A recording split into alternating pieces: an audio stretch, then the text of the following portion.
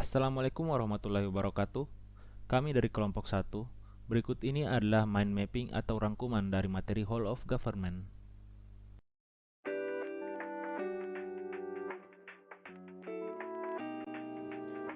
Apa itu Whole of Government?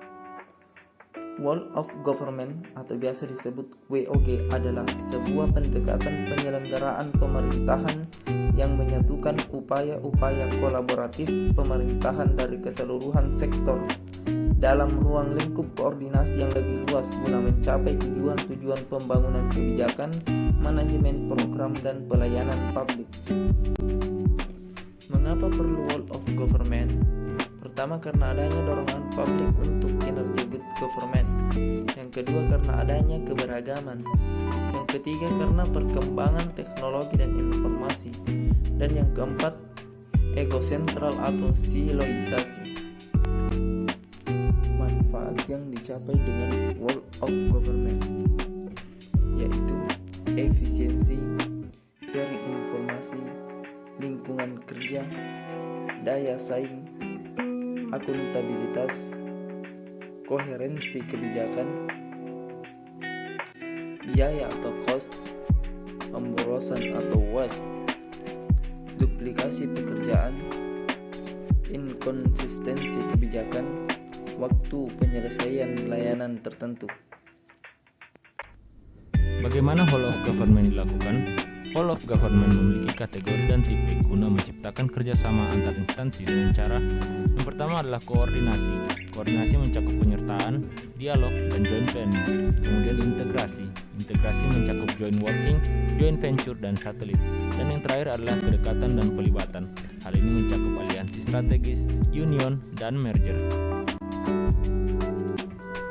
Berikutnya adalah praktek Whole of Government.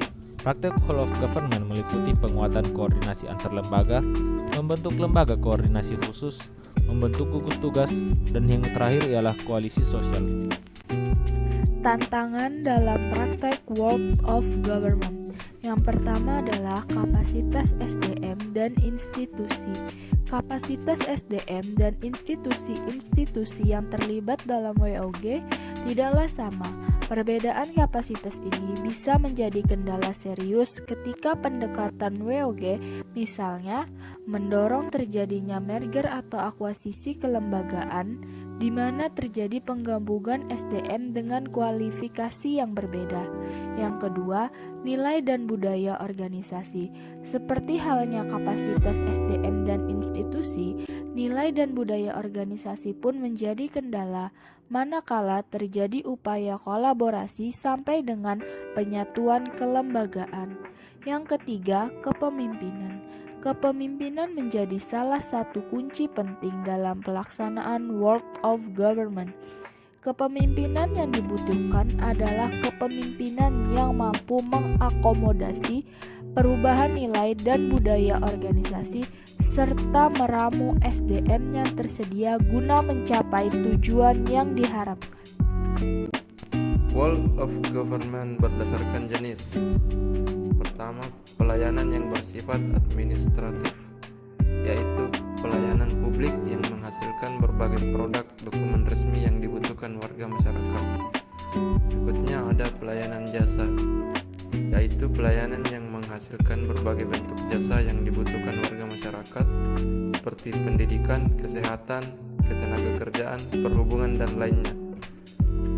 Berikutnya ada pelayanan barang, yaitu pelayanan yang menghasilkan jenis barang yang dibutuhkan warga masyarakat seperti misalnya jalan, perumahan, jaringan telepon, listrik, air bersih, dan seterusnya. Dan selanjutnya ada pelayanan regulatif, yaitu pelayanan melalui penegakan hukuman dan peraturan perundang-undangan maupun kebijakan publik yang mengatur sendi-sendi kehidupan masyarakat. Contoh Whole of Government di Indonesia. Ada pelayanan mobile atau pelayanan bergerak seperti SIM keliling, pelayanan sertifikat tanah one day service. Berikutnya ada pelayanan satu atap atau one roof system seperti yang berada di kantor Samsat. Terus ada pelayanan satu pintu seperti yang berada di PTSP penanaman modal. Dan selanjutnya ada pelayanan online di portal layanan publik Kominfo di www.layanan.go.id. Identifikasi dan deskripsi isu wall of government. Isu-isu yang muncul ialah yang pertama, belum optimalnya pengawasan terhadap tenaga kerja asing pada wilayah kerja kantor imigrasi kelas 1 TPI Palu. Yang kedua, kurangnya diklat atau latihan menembakkan bagi pegawai rutan kelas 2B Masamba. Yang ketiga, belum tersedianya sarana dan prasarana serta kurangnya pemahaman pegawai lapas dan warga binaan tentang pencegahan kebakaran di lapas perempuan kelas 3 Mamuju.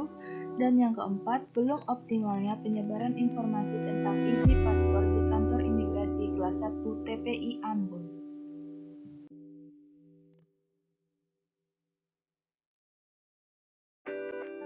Pendeskripsian isu-isu yang muncul.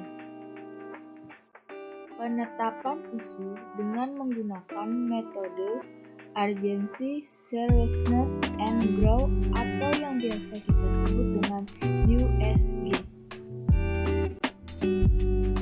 Isu yang merupakan prioritas adalah belum tersedianya sarana dan prasarana serta kurangnya pemahaman pegawai lapas dan warga binaan tentang pencegahan kebakaran di lapas perempuan kelas 3 Mamuju. Berikut dampak yang terjadi apabila isu tersebut tidak segera ditangani adalah akan terjadi kebakaran dalam skala besar yang akan sangat membahayakan para pegawai lapas dan juga napi yang berada dalam lapas tersebut.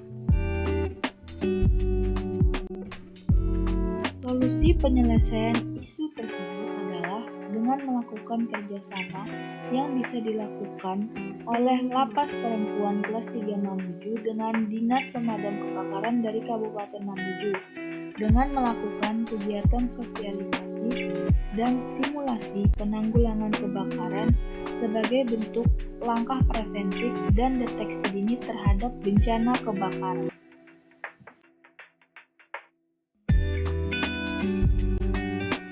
Best practice pada unit kerja kantor imigrasi kelas 1 TPI Ambon yaitu pelaksanaan vaksinasi para pegawai kantor imigrasi kelas 1 TPI Ambon yang bekerja sama dengan Puskesmas Air Salobar yang berada di Kota Ambon, Maluku.